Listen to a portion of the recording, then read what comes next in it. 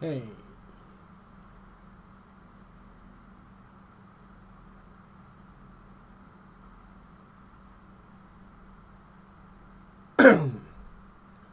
Hey.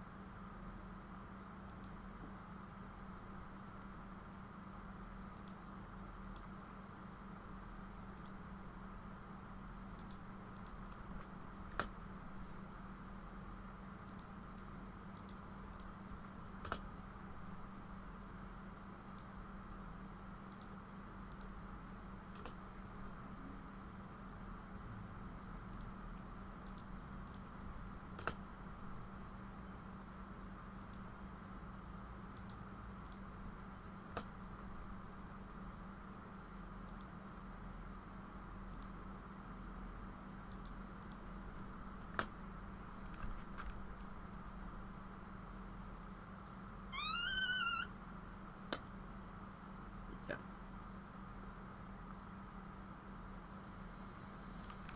Whole hour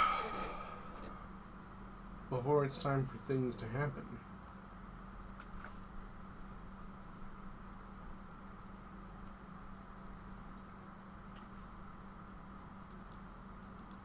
I had no idea this was going to be a thing.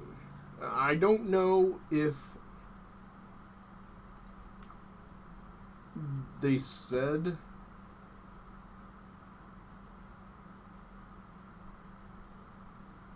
I don't know if they said they were going to do this.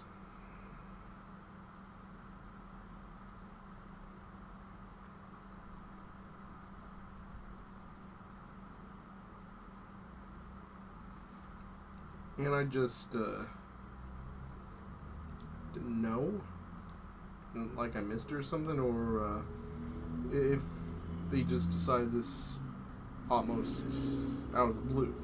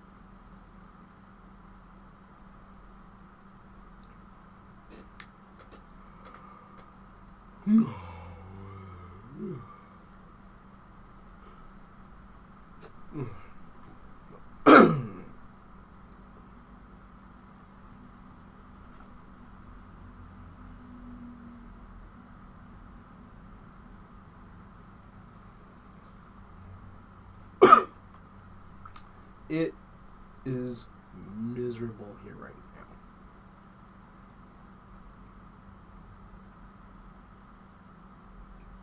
Actually, let me look at the weather real quick. It says a heat warning. Yeah, no shit. It says a heat warning. You feel like giving out a temperature? No. No temperature sensor.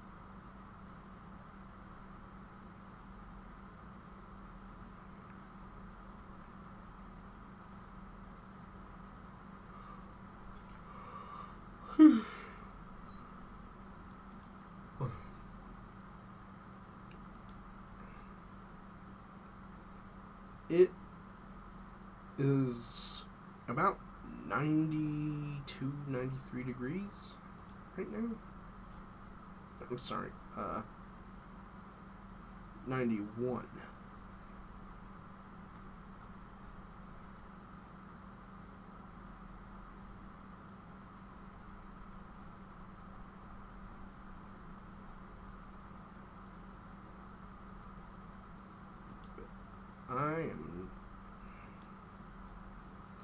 It's miserable over here.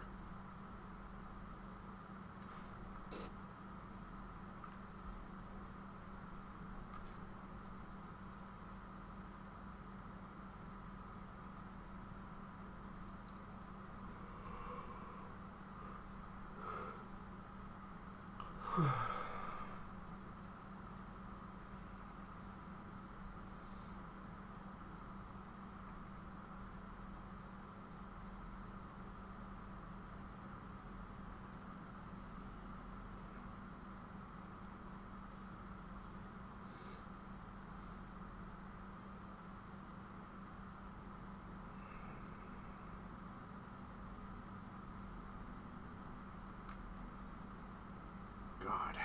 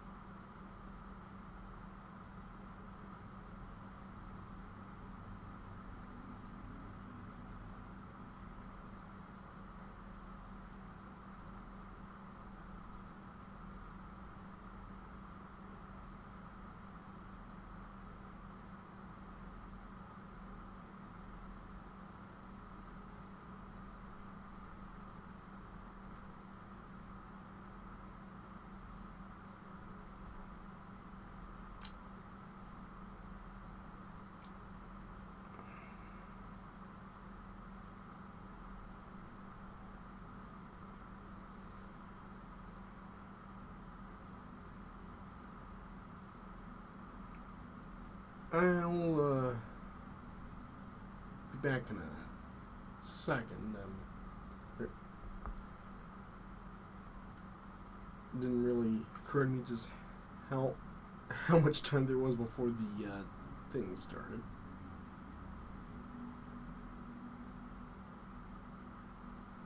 So,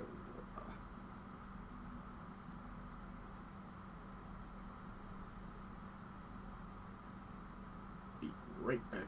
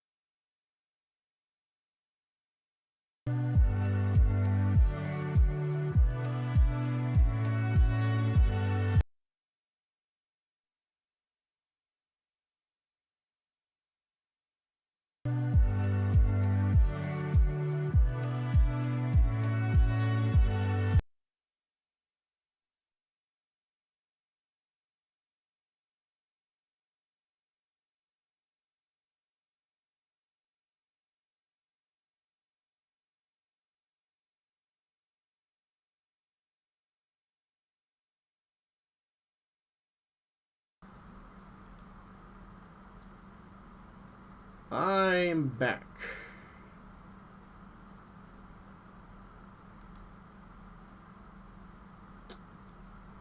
It is I.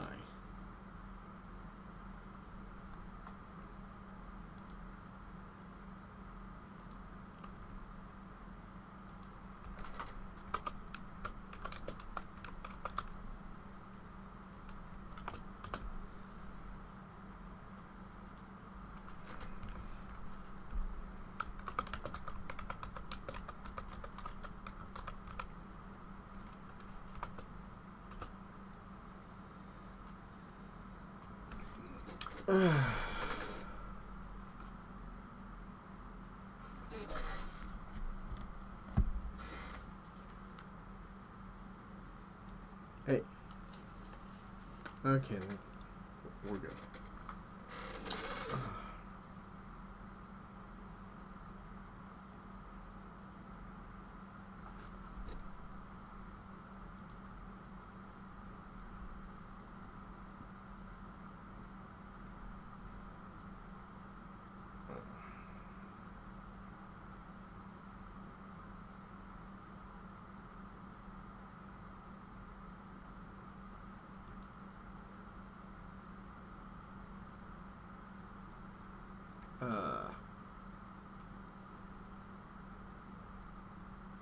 Uh-oh.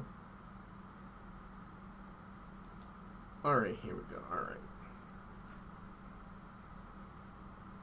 I worried I had fucked up for a minute.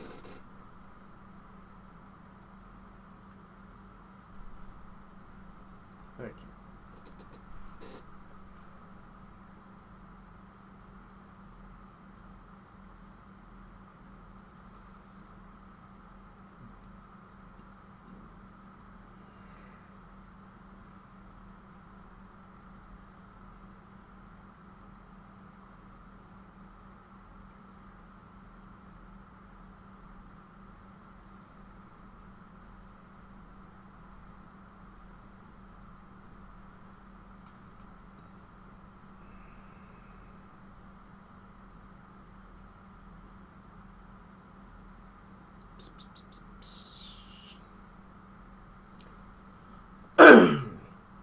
Sorry about that.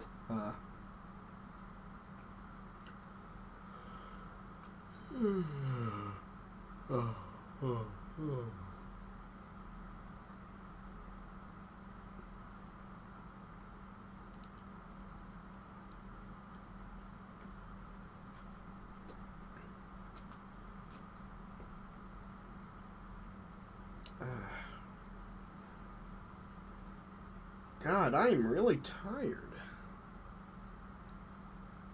I actually got a fairly good night's sleep last night.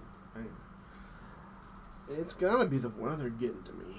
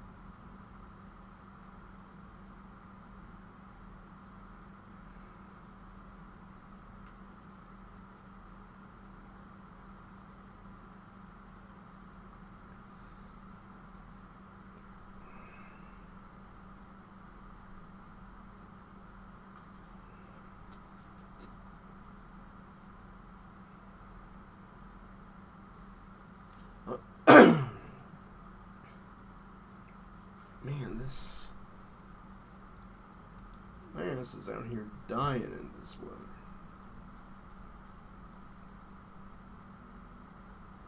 ridiculous.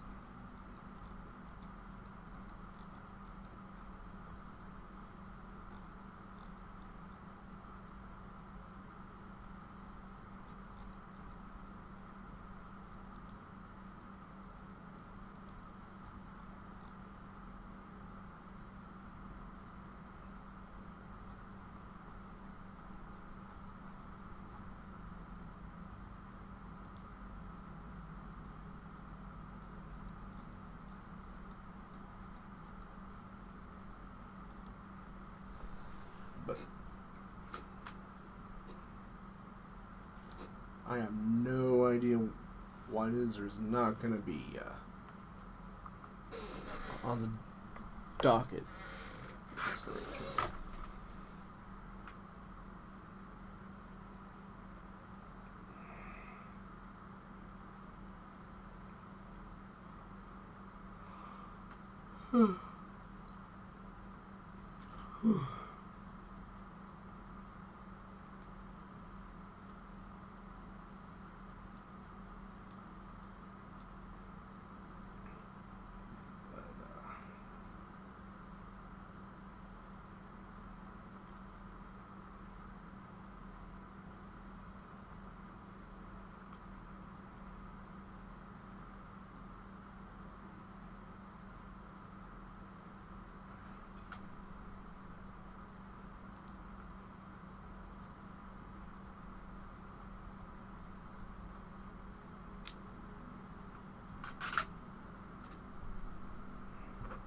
I don't think they're gonna reveal any games that they didn't yesterday, but day before yesterday, whatever.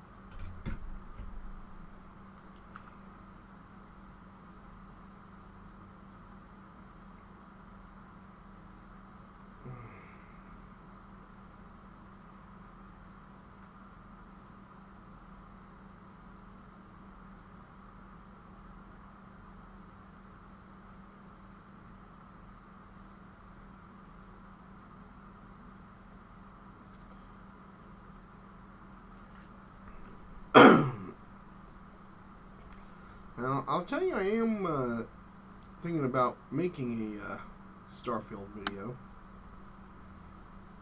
because I've seen a lot of different takes on it.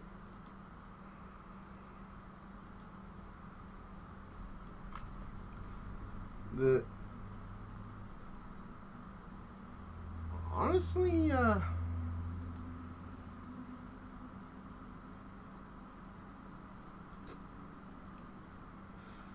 there's some that are too harsh, and others that are too generous.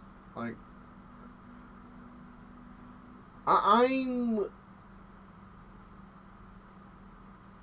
do lean more towards the camp of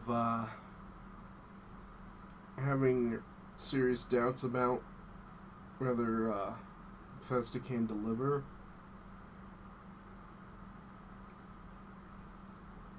But there are also some takes that are like, like, this is the worst game they showed during the showcase, or this looks like something from 2009 or something. And I'm like, there's plenty of stuff you can pick apart. You don't have to try that, because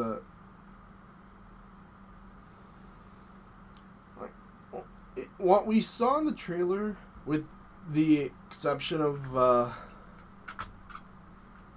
maybe the gunplay or not even the gunplay, but just how the guns fired and stuff like that.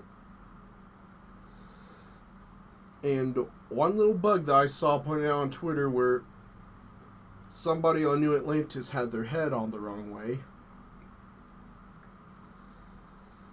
Other than those things, it all looks pretty good.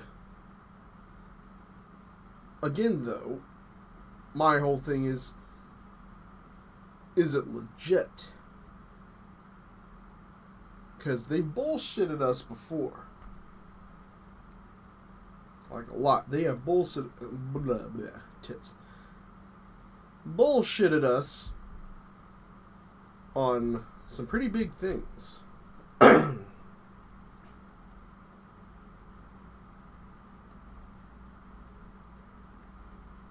It's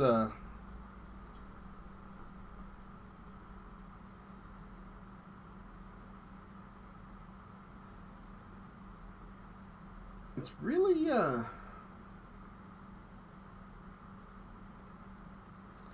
up in the air, in my opinion, still.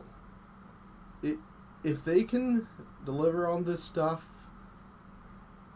and make sure it's not completely broken on launch, like, I expect a game this big is going to have some bugs that slip through the cracks, but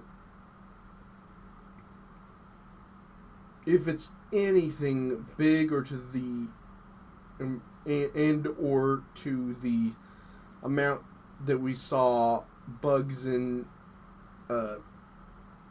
76, that it doesn't matter if everything else about the game is golden. Because in the past, people kind of tolerated the bugs because they're, even if there was a lot of them, a lot of the time they didn't tend to be that bad. And some of them were just kind of funny, like in New Vegas, where the part where you get to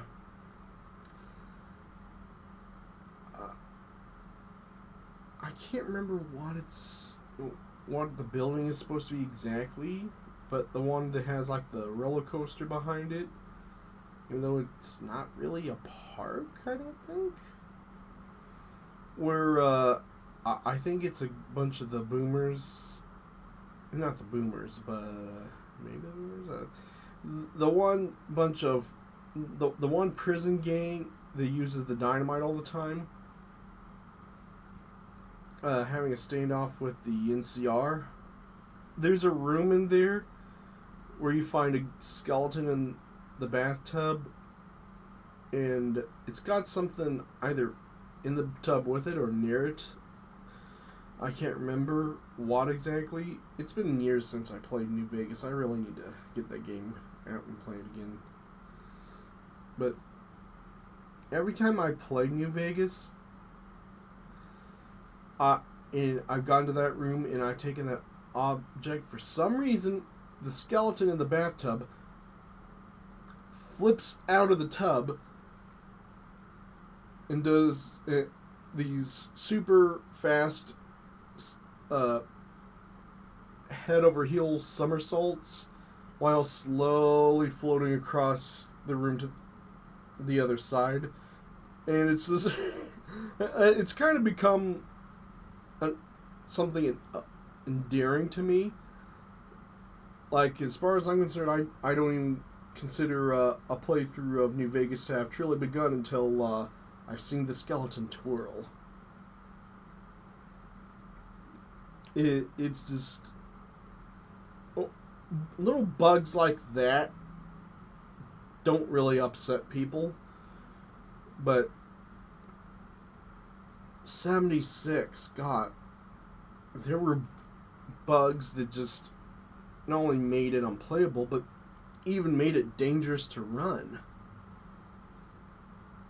Like, I heard of, I don't know for sure if this happened, but there are people who complained about it bricking their consoles.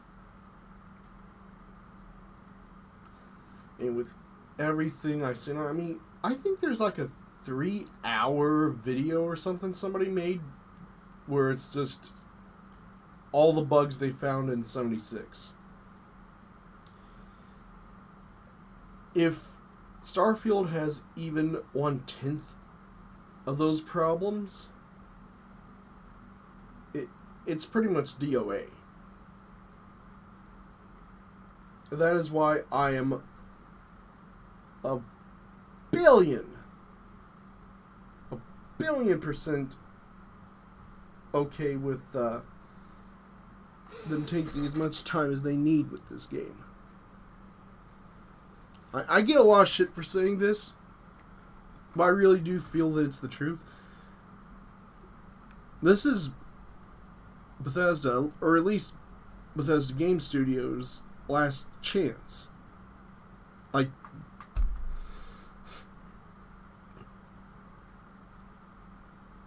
if this game isn't polished enough, or it turns out they've not been honest about certain features again, or something like that, it doesn't matter what Elder Scrolls 6 brings to the table, because there's going to be a lot of people who are like, fuck it, it ain't worth this. And I'm going to be one of them.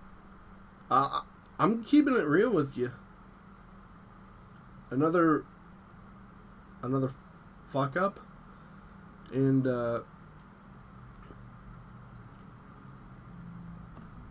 if Starfield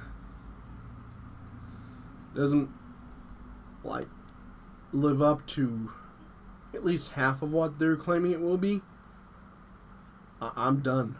I'm done with Bethesda. I'm done with BGS. I'm done with BSW. I'm done with the whole thing.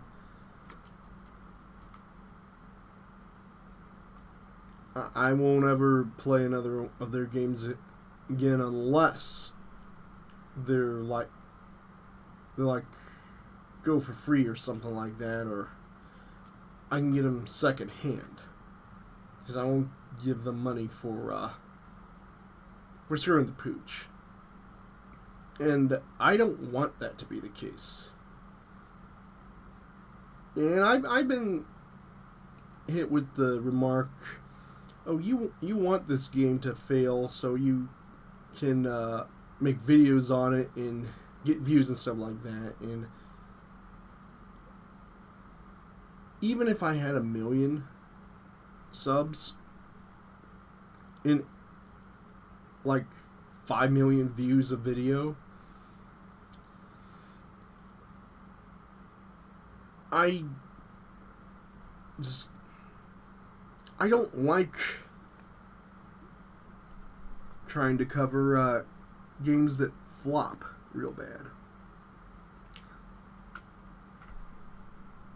Like, if any of you have been subbed to me for a minute, and you remember back when Cyberpunk was coming out, I was talking about reviewing that.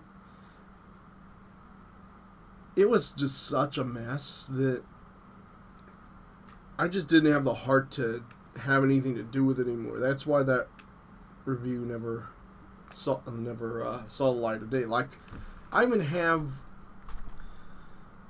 even put some work in on a script for that review, but it just doesn't appeal to me anymore.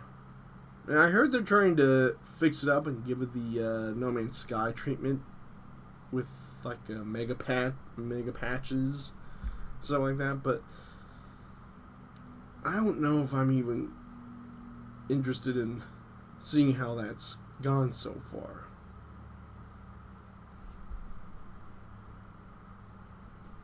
Like, I hope they do get it turned around and everything, but CD Projekt Red really messed up with that, and I just don't feel like touching it. And I don't want a repeat of that with Starfield.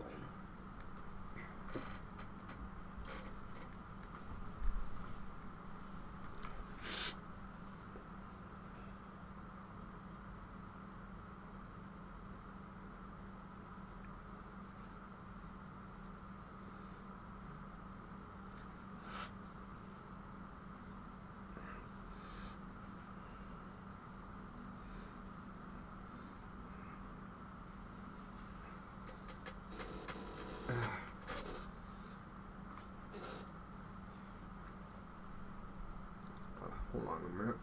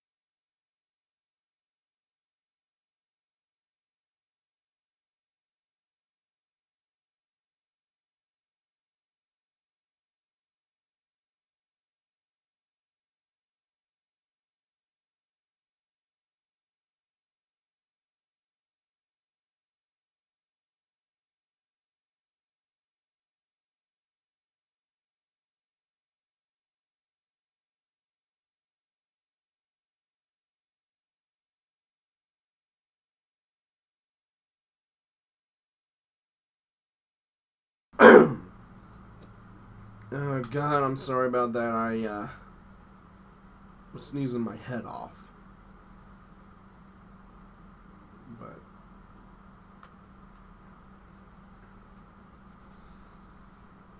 yeah, I've already had to move back a few things due to the weather.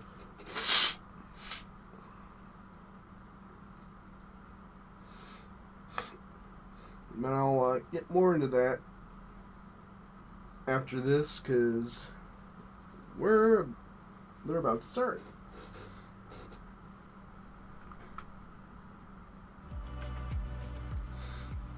Alrighty.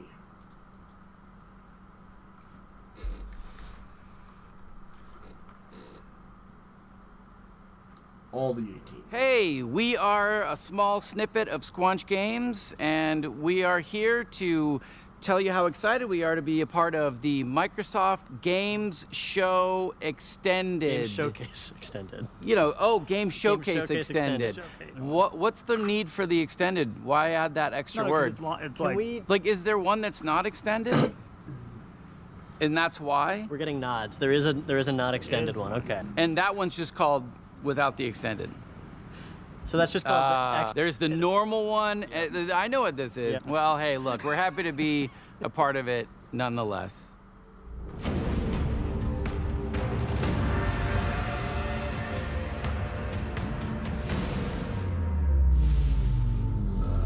is this?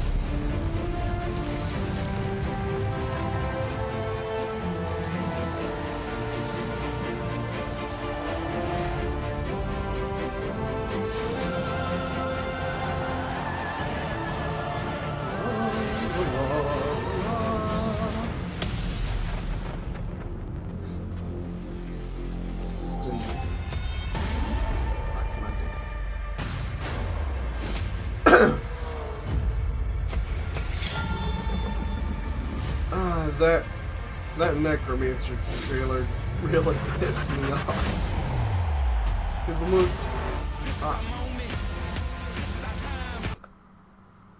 Nice try, asshole. Because, it looked like a really cool Necromancer-focused game of some kind, but no, it's Diablo 4. Which, for the people who like Diablo, I really hope it is a great game and that they learn from,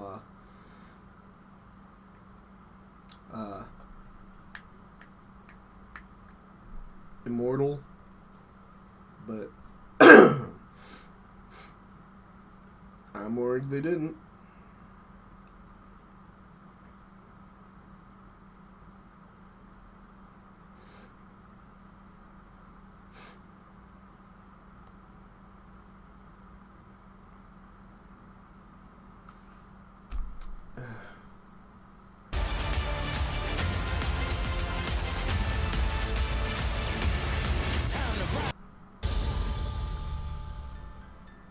Welcome to Xbox Games Showcase Extended. I'm Aaron, this is Malik, and we have the honor of diving deeper into some of the most exciting and talked about announcements, as well as gameplay from the Xbox and Bethesda Games Showcase just 2 days ago. For the first time ever, the entire showcase was focused on games you can play over the next 12 months. That's right, Aaron. You saw world premiere gameplay from Redfall and Starfield, and today we've got Bethesda's own Pete Hines right here to tell us more. You'll hear from the renowned developers behind the brand new Xbox franchise, Our History Untold.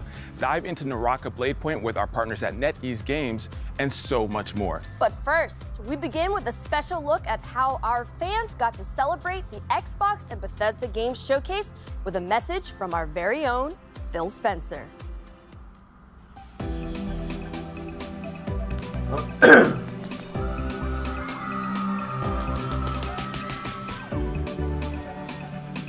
I love coming to events like this. You can just feel the energy, people loving to come together as a community, their love of video games, the Xbox fans. Just a really special time for everybody, myself included. Gaming has this unique ability to bring people together, whether it's saving the world from the aliens or winning a football game. It's so great. I love hearing from people. What did you like in the show? Those conversations with people that are here about areas that they like and areas they wish we would do more, I think that's something that drives us. You saw it in the show today. People said, we want to see more gameplay. And so we said, okay, great. You're going to see a ton of gameplay. Yeah, you know, I think this is our biggest lineup ever in terms of just diversity of different kinds of games from different kinds of teams, different genres. There's some franchises, Japanese franchises, don't always come to Xbox. We've been working on that. Today we obviously had Persona. It's so important to us. We not only have all the games coming from our internal studios, but also great independent game developers that we work with around the world. So could not be more excited for what we're doing with Kojima. And he's got this really great idea for a game. And I want to be clear, because I know we say like experience and stuff. He's building a video game, but he has this real unique things that he wants to do in the game. And we said, okay, let's go do something together. And I'm just really proud to be in an industry that can be part of so many people coming together.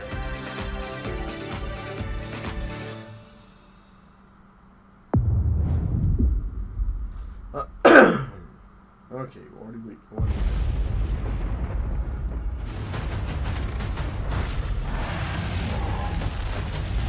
Oh, I don't recall this yesterday.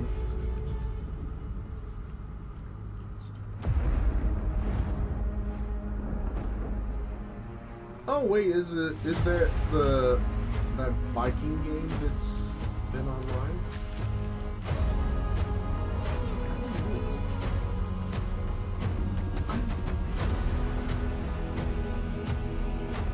I cannot remember. I don't think this was teased yesterday. So maybe we are getting at least a few more games announced that haven't been yet.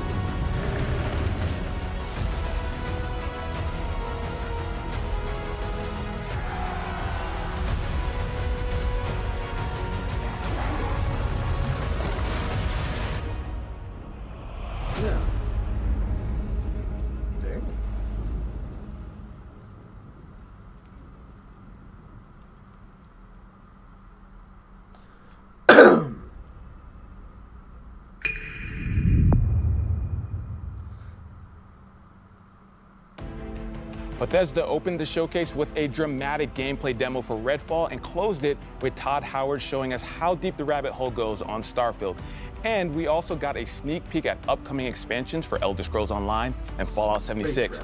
Here to break it all down for us is the man, the myth, the legend himself, Pete Hines from Bethesda. Pete, how are you? I'm great. Good to see you. Good to see you as well. So about a month ago, you all announced some delays for both Redfall and Starfield. So I wanted to give you a chance to tell us a little bit about the decision-making process for that. Absolutely. Look, with all the time that goes into a game, it would be foolish to rush it out the door before it's ready. I think we have continued to sort of examine how we think about games and making sure that they are going to meet our players' expectations. Obviously, the last 2 years have really challenged us from a development standpoint.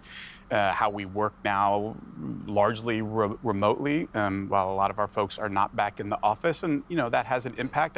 I also think we've been thinking about things like release dates and when do we give those out, and how do we make sure we give one out that we actually hit and don't have to change later. So it's not something we undertake lightly, but at the end of the day, I think what our fans expect, what Xbox fans, what Bethesda fans expect is a high quality game, and we want to do everything we can to give our teams the time to fully realize the games they're making. Yeah, and I think that's what it's all about, right? Like delivering an amazing experience for the players out there. And so, speaking of games, we're just going to jump into it. We're going to start with how the showcase started with Sounds good. Redfall. Now, before we even get into the game, Arcane's making the game, and I want you to talk a little bit about the pedigree of Arcane, just in case people don't know. Sure.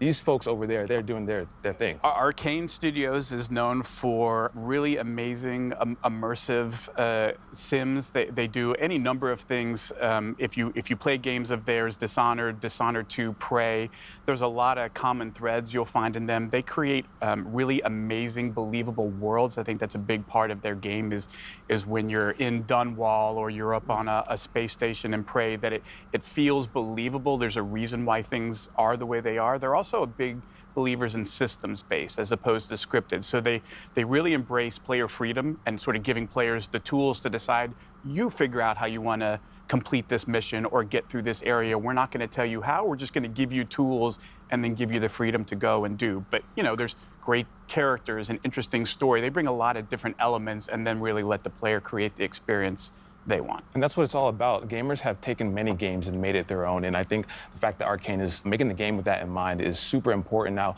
how similar or dissimilar would you say this game, Redfall, is from the other Arcane games? Look, on the surface, it's a first-person shooter that you can play solo or with up to 4 players, and so immediately you might say, well, it's not a single-player game, so it must be wildly different. And don't get me wrong, there's absolutely ways in which it is different, but I think when folks play the game, and even when they see more of the game, I think they'll start to see all of those things about an Arcane game that they love and appreciate. Why it's won multiple Action Game of the Year awards for Dishonored, for Dishonored 2, is their ability to bring all of those things together, really high level of polish, and let folks experience it. And so I think all of those things we talked about. If you want to play a game by yourself and get a great Arcane story, you can absolutely do that in Redfall. But you can also do things that you haven't been able to do in an Arcane game, like experience it with friends and find out sort of how the whole can become greater than the sum of the parts, like playing it off of each character's abilities. You saw some of that in the demo that we showed.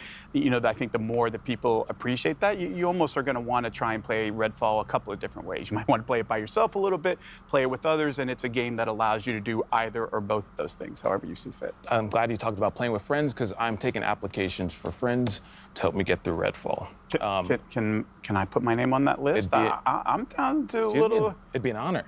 Pete. Keep me on that list. All right, we need to go explore Redfall together. I'm excited. I can't wait for that. And so let's talk a little bit more about the game. Now, between the trailer that we saw last year at the reveal, as well as this one that we just saw, I feel like Redfall reminded players of other co-op shooters, like Left 4 Dead, for example. What makes Redfall unique?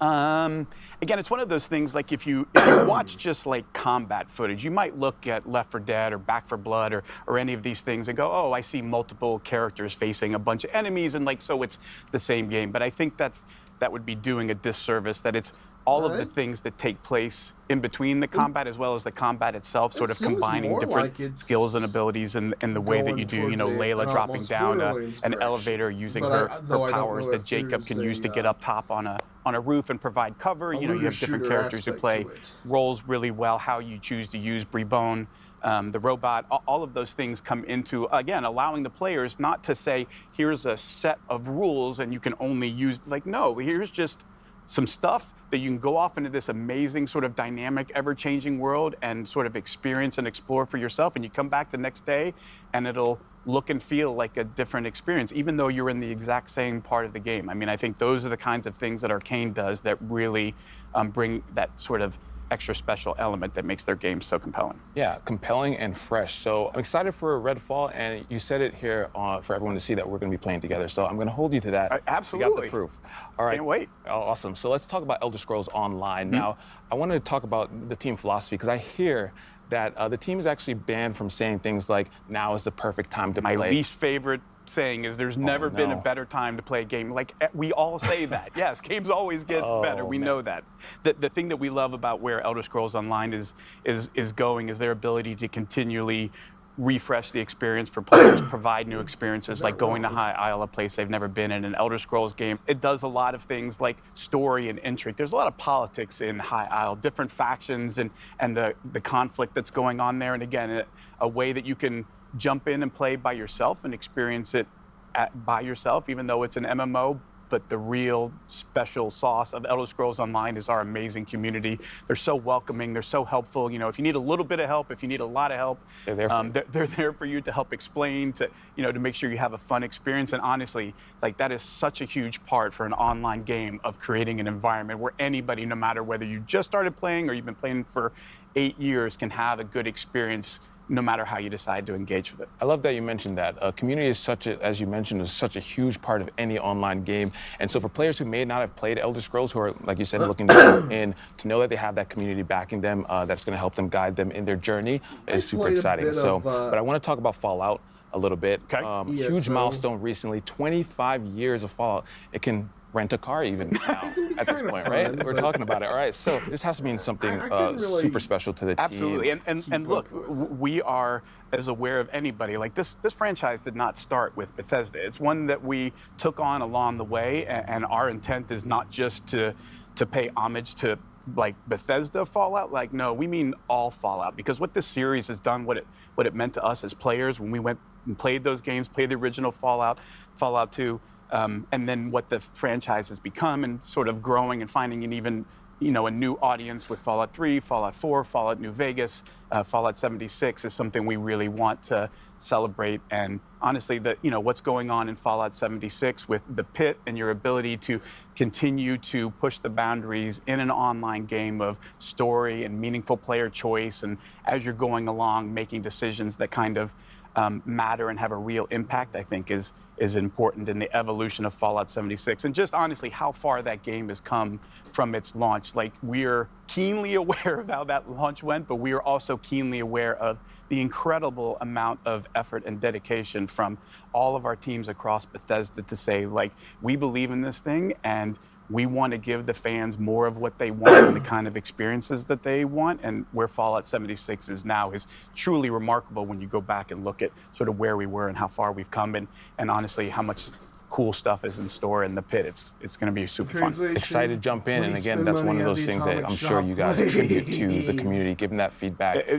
That 76 community, again, not just in the game, but what they do for each other, to support other folks in the community, what they have done to raise funds for worthwhile causes. Like, it's not just an amazing group of gamers, it's an amazing group of human beings, and honestly, one that we're honored to interact with and be a part of every day. I love that, Pete. Before you make me cry, we're going to move on to Starfield, all right? Okay. All right, so let's talk about it. Starfield ended the show. I got to say, watching the trailer, breathtaking. It's one of those things from the different locations and just seeing the difference between that moon versus the populated city, just amazing. The dog fighting, just everything was so awesome. The team really outdid themselves. It's one of those things about a Bethesda Studios game that I always love, and it's been the case, honestly, since, I worked on Morrowind and Oblivion and all those games that, we talked about. And for every single one, you cannot pin people down to, oh, it's about this, because it's not. Like, ultimately what those games are massive sandboxes where they give players just ridiculous amounts of freedom to say, you go figure out what kind of game you want to play and what kind of experience you want to have, because that's what this game is about. It's not us prescribing and saying, you have to do these things. And like, no, it's about creating this huge sandbox with over 1,000 planets so you can completely explore and say, yeah, but you don't have to. Like, it's entirely up to you to figure out what is fun for me. Do I want story? Do I want to join factions? Do I want to, build outposts and gather resources to build more cool stuff? The team really puts all of those tools in the player's hands and step back and says, now it's time for you to tell the story of Starfield, which is your story, which is going to be different than mine, which is going to be different than everybody else's. And I think that's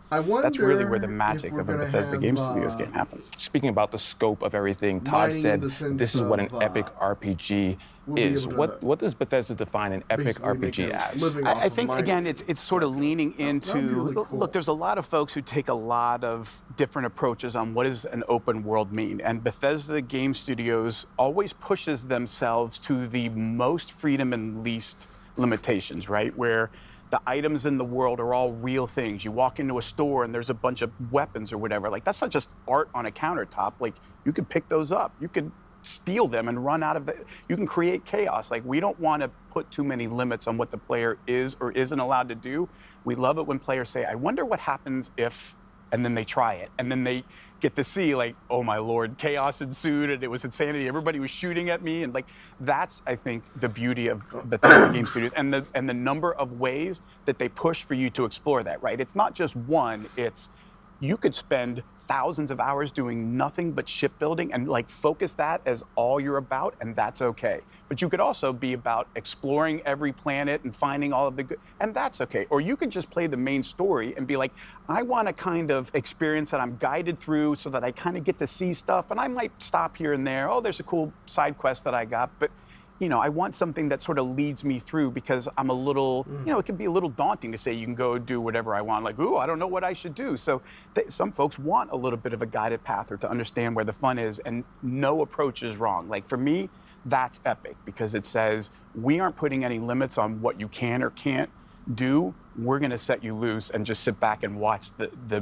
beauty that you create with your own stories and the way that you solve problems or choose to spend your time in this world we've created. I love that. And what you said about, those moments that maybe you experience that I don't, like, those are some of the best moments if I think back to playing RPGs when I'm discussing with my friends. Oh, did you see that? No, I didn't see that. Where did you see it? And having them go out and find it. So I think that's going to be one of those things. We talk about that a lot, that sort of water cooler moment. Exactly. Of, like, you come in the next day and you talk to everybody about what you did, and you were like, wait, I did that quest, but I did this completely different thing. And you sort of start to appreciate all of the choices that you could have made. You didn't even realize were an option. Like, oh, I didn't even think about doing that. Like, oh yeah, I just ran in and stole his ship and shot all of his crew members and took off. Like, you can do that? Like, oh yeah, you can do anything. Like that. Oh, I think that hold is, on. A special part of a Bethesda Game Studios game. And when we say epic RPG, we mean all of the stories, all of them. All right, you just gave me some ideas for stealing people's ships, so I appreciate that. That's going to be top on the list to do in Starfield. Now, we saw quite a bit of combat and action in the game.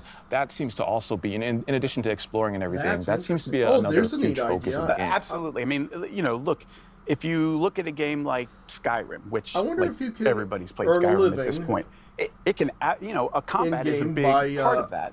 Unless you decide it's not. Like, if you're one of those folks that says, actually, I'm going to do the alchemy thing, and I just go off and pick flowers and make potions and, like, live another life in another world this way, then combat isn't part of it. But look, we know in an epic RPG, there's always bad people, shooting at you. Sometimes you got to return fire, and there's a lot of fun to be had there. And so, providing a lot of different skills that sort of determine how good you are in combat, combined with all the different weapons in the game, and then you layer in ship combat and all of these other things, it starts to sort of paint a picture of just how broad or how deep the rabbit hole goes. It's going to be so impressive. And you touched on it a little bit, and I want to talk about it because this was when I'm watching the video, the demo, what I saw, and it really caught my eye, is around the ship.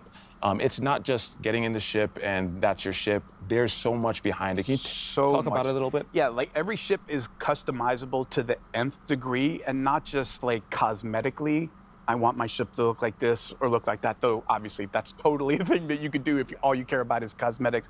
But it goes much deeper than that in terms of like what kind of shields you have, what kind of weapons you have, like what kind of ship are you building, what do you want it to be good at, what trade-offs are you willing to make or not. And then the other part of it is, of course, well, you can't just, like, it's a spaceship. Those aren't cheap. So you have to figure out, like, how am I going to do this? Where do I get the resources to build this stuff? What kind of, skills do I need to level up to improve different parts of my ship beyond, what I could do without those skills? So there's a lot of, again, choices in terms of you get to decide that, how much you want to put into that or not. Do you just want to give somebody money for the parts that you want? Do you want to build it? All of those things are sort of part of the fun of deciding how much do you want to interact with this and how do you want to interact with it. Absolutely. I mean, just as you mentioned, the scope, the level of player agency, something that I feel like is going to just make Starfield such a special experience. So between Redfall, ESO, Fallout 76, and Starfield, you all are just we got a few games coming. Yeah, we got a few games coming out. It's going to be so great. Pete, thank you so much for stopping by. Thanks for having me. Of course, Pete. Now, coming up, we'll hear from our friends around the world, including Squanch Games, Obsidian Entertainment, Playground Games, and of course, Xbox fans like you.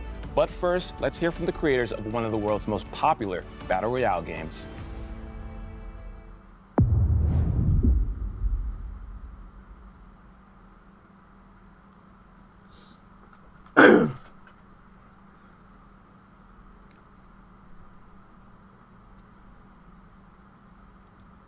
Sorry, I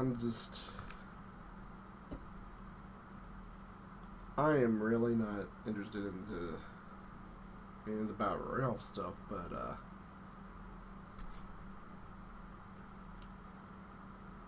yeah, that is interesting. You can steal ships. Again, assuming we weren't just bullshitted.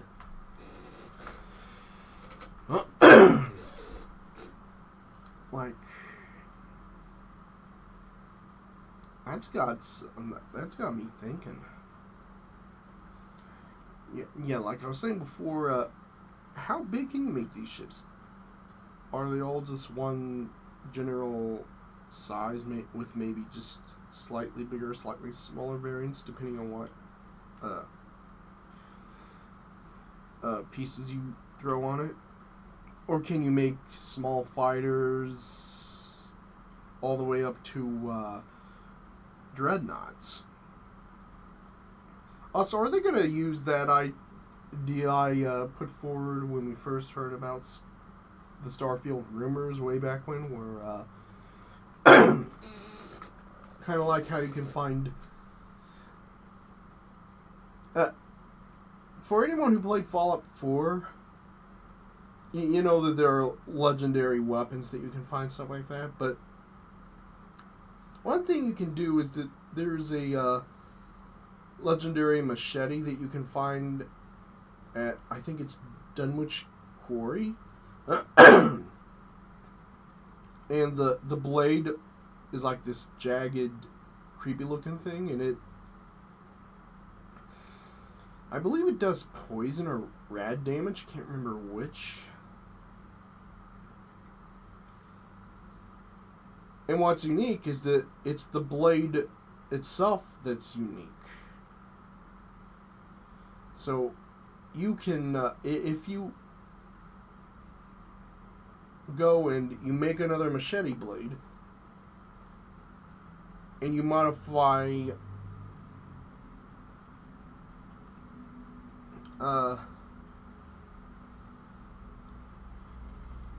Kirkov's thing, I think that's what it's called, where you swap out the original machete blade with a normal machete blade, that basically turns into a normal machete, and you still have the blade.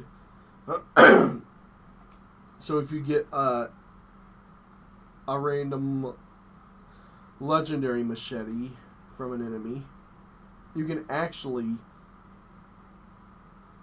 swap out that legendary machete's blade with the fang,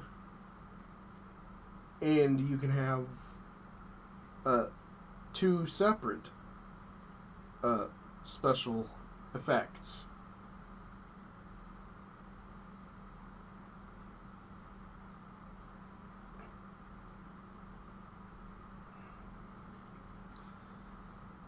which I really thought it would have been neat to take that and apply it across the board to all components of weapons and stuff like that. Where you could find legendary weapons and they'd be legendary because of a specific component or components, and you could collect those components and then combine them with other legendaries to create this super legendary weapon that had a ton of different effects on it. And I'm wondering if they're gonna do something along those lines where maybe you can find legendary ship parts or legendary ships. Because if you can do something like that with the ships, that would be amazing.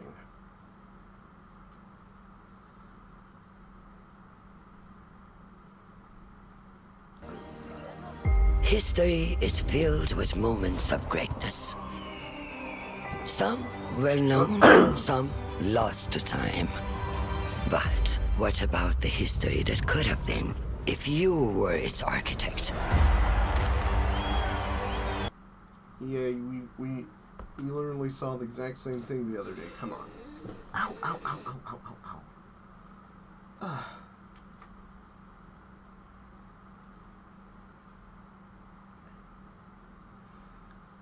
I want to hear how this is different from something like Sid Meier's Civilization.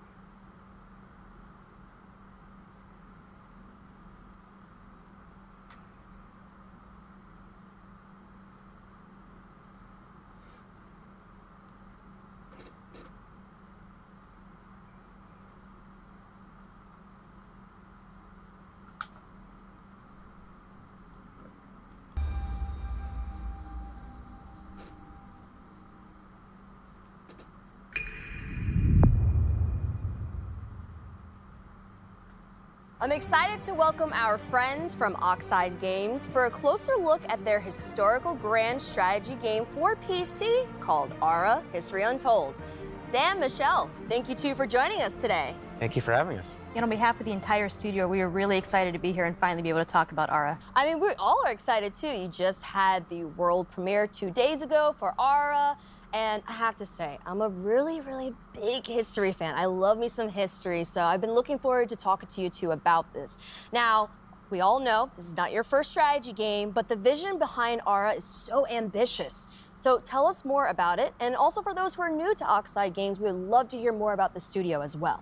So Oxide Games was founded 9.5 years ago in my basement, actually, from the development leads of Civilization V. And our goal is to push strategy games to the next level. And what's really great about working on a new IP is that you don't have kind of these previous expectations that a sequel would have. And so the sky really was the limit, and we got to really take the genre to a new space.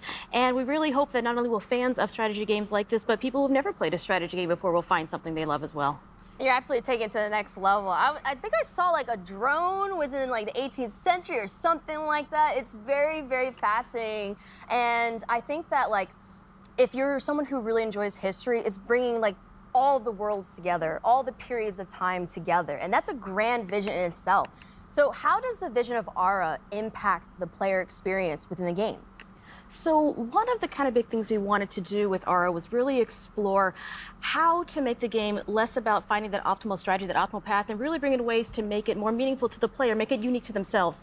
So what are different kinds of choices we can bring to the player so that when you play it's different than when I play, and yet we can both be competitive together? How can we do things to really impact agency and expression and really let you express your values and your play styles through the different mechanics in the product? And Dan, what about you? How does the vision impact the overall experience? So one of the big things that we've been working on is what we call the living world. We wanted the expression of the game to manifest itself in a way that felt authentic and cool. So we've spent a lot of effort on making sure that the choices that you make are expressed in a visual way. And so you're going to see your citizens doing things that reflect the choices that you've made. And this is actually really challenging. So one of the goals when we founded Oxide was to not have to tell the designers, no, you can't do that thing. And so the game is obviously huge. It's just massive. And so it's a very large technological constraint from doing something like that. But we have our own proprietary engine that allows us to really bring this alternate Earth to life. I think that's the beauty, right? Because in history, the great thing about learning history is that you learn about culture, you learn about stories, you learn about things that are probably brand new to your eyes. But the way that Aura helps you remix, reimagine, and rewrite history is a beautiful sight to see. And I'm excited to get my hands on it, and I'm sure everyone else is who's watching.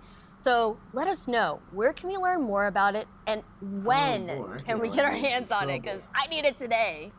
So if you head over to the website, you can sign up for the Insider program, which will give you a chance to join the technical alpha and play the game later this summer, which is super exciting because we've been playing it, all the time, and so now you have a chance to play. Dan, Michelle, thank you two so much for giving us the lowdown on Aura. Really appreciate it. Thanks for having us. Grounded is finally leaving early access and moving into full release with a highly anticipated story mode. Here's Adam Brennicke and Eric Dorabella from Obsidian Entertainment to tell us more.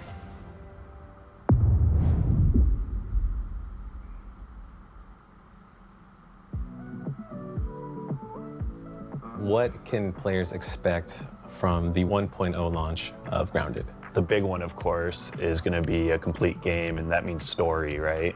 From beginning to end, you can play through, why are you here? Who put you here? Yeah, exactly. And how are you going to get home? And I think those are like the big questions that people are asking about Grounded. Originally, we really just wanted to make a survival game. And one of the jokes was, hey, what if we did backyard survival? Everyone was like, yeah, that's a very unusual idea, but I think there's something there. One of the things that we did early on was establish the art style of Grounded. Things started coming to life as we did the initial prototypes and seeing some of the cool things, the first time we added the spider into the yard, seeing the reactions of people in the office, even jump scares, people screaming.